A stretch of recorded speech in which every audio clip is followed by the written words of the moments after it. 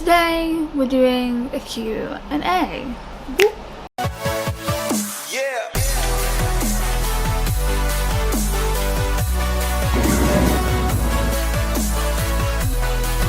Hey, what's up you guys, welcome back to my channel. If you're new here, hi, hello, I'm Lydia, and if you are new here, make sure you hit the subscribe button, join the growing family. Come on, join the family everybody. We're aiming to reach 7k by July. Can we do it? I think we can. So I'm going to start with my Instagram questions and then we're going to get onto the YouTube questions. What's one thing about your recovery journey that you wish you'd learnt sooner? No one can save you. But yeah, no one can save you apart from yourself. I learnt that in my last admission, which was 2 years ago.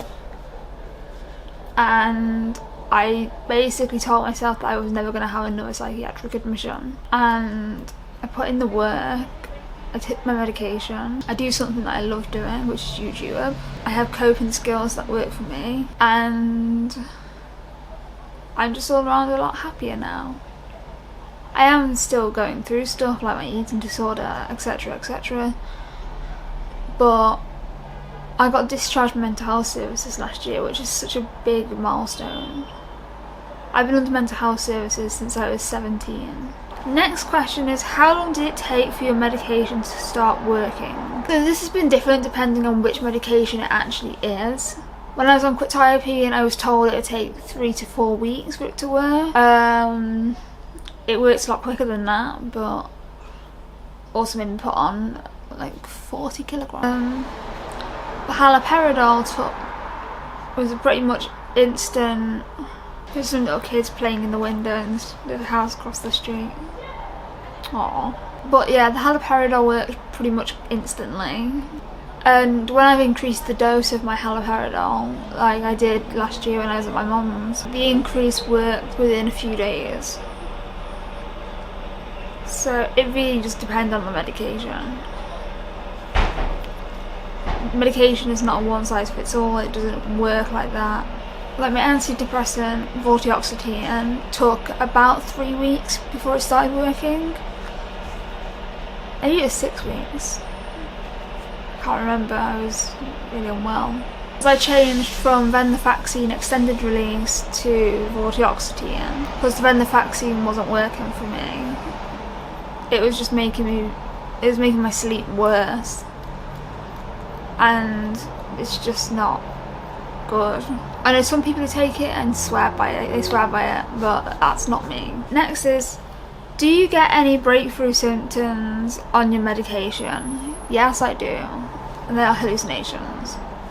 Now, I don't see shadow figures running across my room anymore, which is good, but I do still feel bugs crawling over me. And I hate it. I hate it. I hate it. I hate it. Nope. No room for love there. Psychosis bugs are evil. What's your advice for someone who's afraid of taking medication? Honestly, the hardest part is swallowing the pill. Now, when you forget to prescribe a new medication, the worst thing you can do is Google it. So if you're starting a new medication, do not Google it. Try not to worry about the symptoms too much. Because not symptoms, the side effects too much, because I'm a big believer if you think you're gonna get these side effects, you usually end up getting the side effects. An example of this would be lamotrigine for me. I was told to look out for a rash, and that's all I was fixated on, was looking for a rash. And then, presto, a rash came out on my body. How was the diagnosis process of your original diagnosis of bipolar disorder? Oh, you're asking me to think a long time ago now. I honestly can't really remember the diagnosis process of when I was bipolar. Like, I was psychotic when I was diagnosed with bipolar. And I was in hospital. I think it went something along the lines of this though. And that is, I got admitted to hospital. I was experiencing pretty severe psychosis and mania.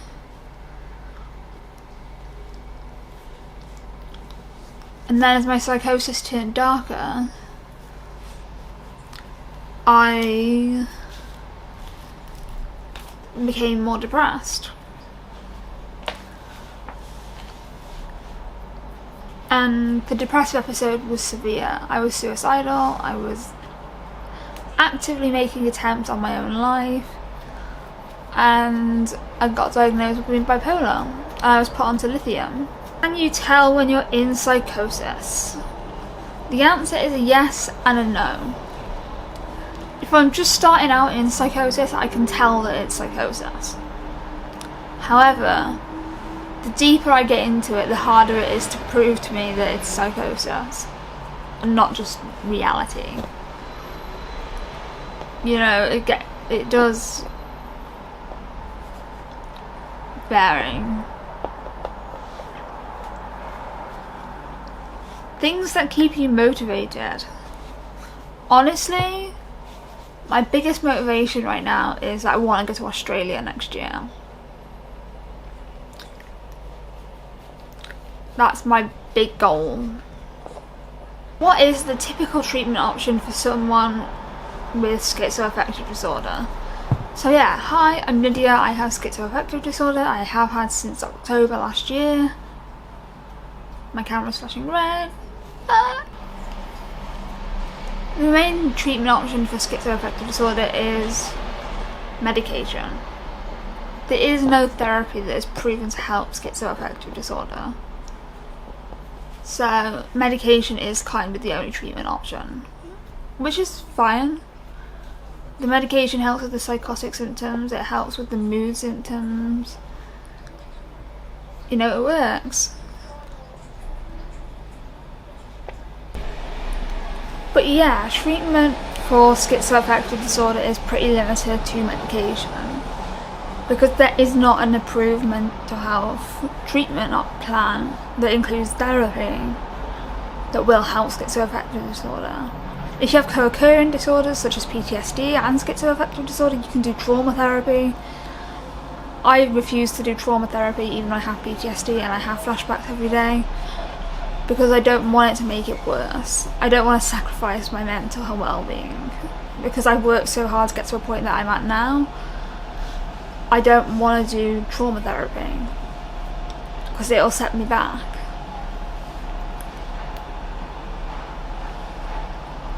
Next is distraction techniques. So my favourite distraction technique is reading, especially reading poetry books. I actually got a new one delivered today and I need to pick it up from the office. Another good distraction is having a switch.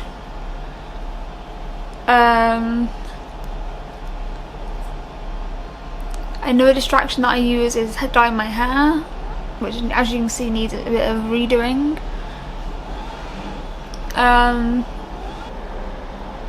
Trying to think what else I do. I watch Netflix, that distracts me. I talk to Alana, that distracts me.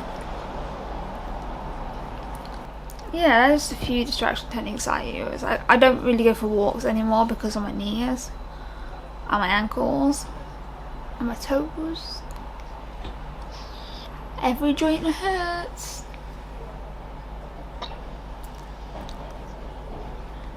Next question is, how do I tell my parents I self-harm? Now, let me tell you a story. When I self-harmed as a kid, I never told my mum. But I did all my self-harm here. It was never deep or anything, but it was still pretty serious because of why it was.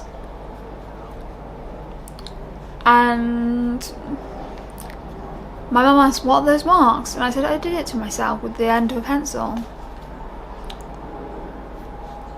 Now, coming out to anyone that you self-harm is hard. But honestly, the best bet is to just be truthful with people, because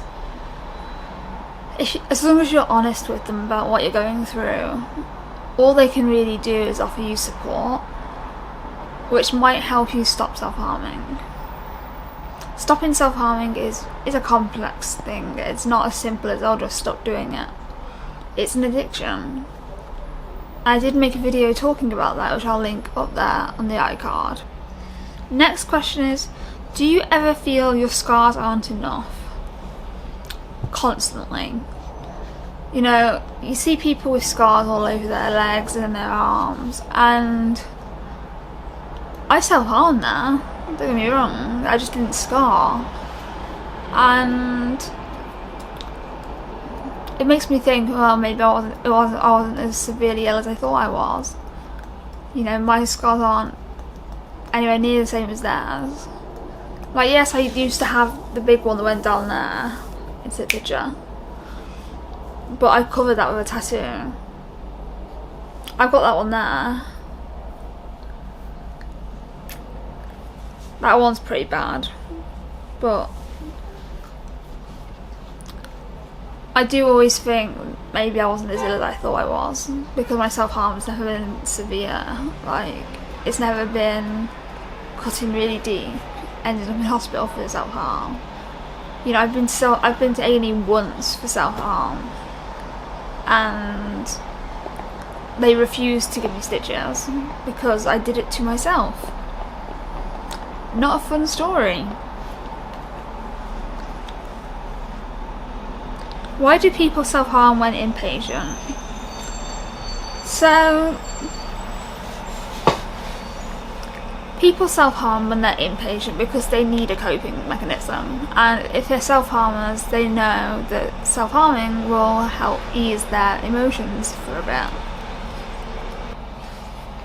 I know for me, I self-harmed when I was inpatient because I needed a release, and I'd banged my head off a wall because I didn't have a blade. And that's the thing, that's why people headbang in hospitals, because they don't have any other tools. That's the only way they can hurt themselves. So, self-harm really is a problem when you're inpatient.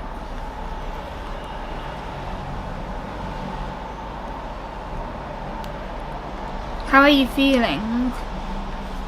Well, I was in A&E last night, and honestly it was the biggest waste of time. They tell me, oh, you need to come back if you have any more seizures. So I go back, and they do nothing. So I go home, and then I go back.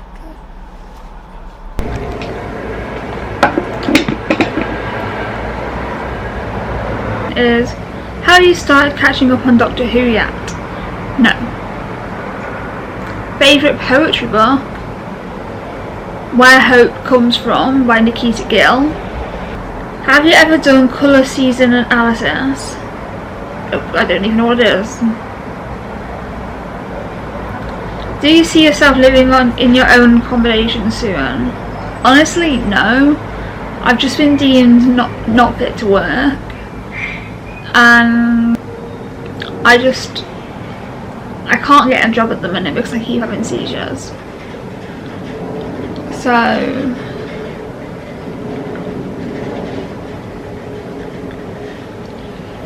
honestly, no, I don't see myself moving out anytime soon. Would you ever have children since you're discharged from mental health services? Even when I was under mental health services, I wanted to have kids.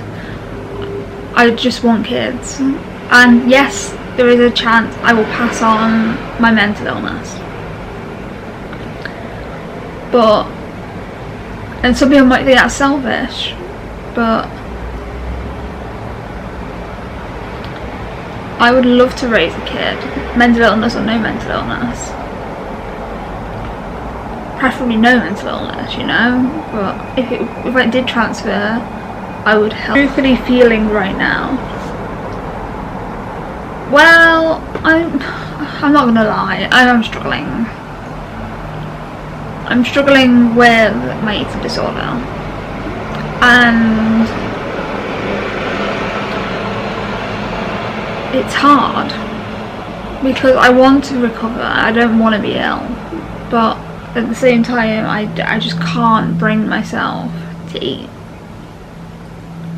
It literally makes me want to cry every time. So there is that going on. But how am I truthfully feeling? I'm feeling okay. I'm doing what I want to do, and that's all that matters. Now we're going to move on to YouTube. questions. I got 3 on YouTube. How did your job interview go? Well, I didn't get the job, but the interviews itself went really well. I was able to actually attend the interviews. I did have a panic attack leading up to the actual interview, but I still went for it. And what happens when I don't get a job is it just gives me more experience of having interviewers. Why does the dye come out your hair? Is it not permanent? I don't believe you can actually get permanent bright coloured hair dye.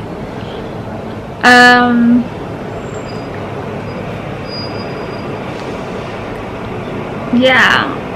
If you can get permanent hair dye that's bright colours, let me know in the comments down below.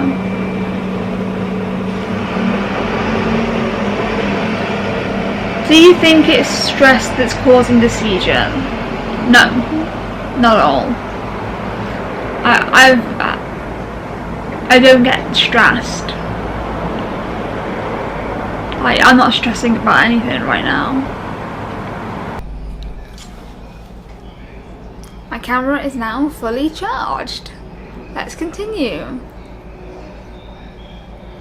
So the next question I've got is, have you seen the new Stitch film? No, I haven't, but I'm going to see it next week when I get paid. It looks so good. You know, I love Lilo and Stitch. It's my comfort. It's one of my comfort shows. Films. I've watched all of the Lilo and Stitch that are out so far, apart from the new movie. So that is one that I'm definitely going to go see. How do you prevent boredom? Well, I don't know. Most of my days are pretty boring. To prevent it, I make YouTube videos. I edit YouTube videos.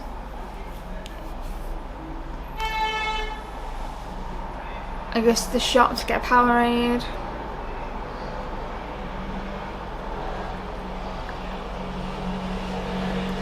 I vlog, I watch Netflix, I watch YouTube, I watch Disney, I read a poetry book.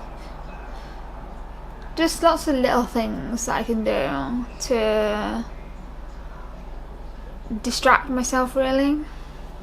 And on YouTube, some other comments that I got.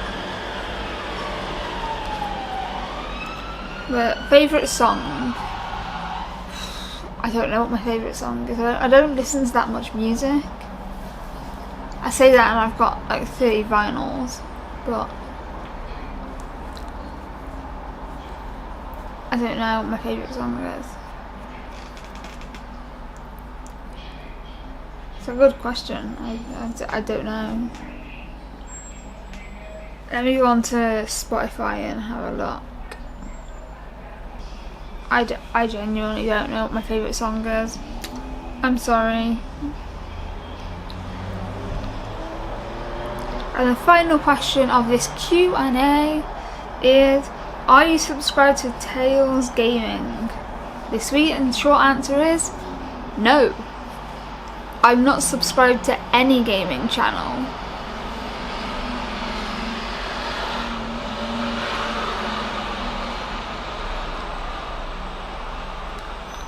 So yeah, thank you for watching, and as always, subscribe, join the growing family, or if you want to support the channel even more, you can check out my members page. If you become a $7.99 member, you get access to exclusive videos. If you want to just have early access videos, you can pay $2.99. So yeah, check it out. Peace.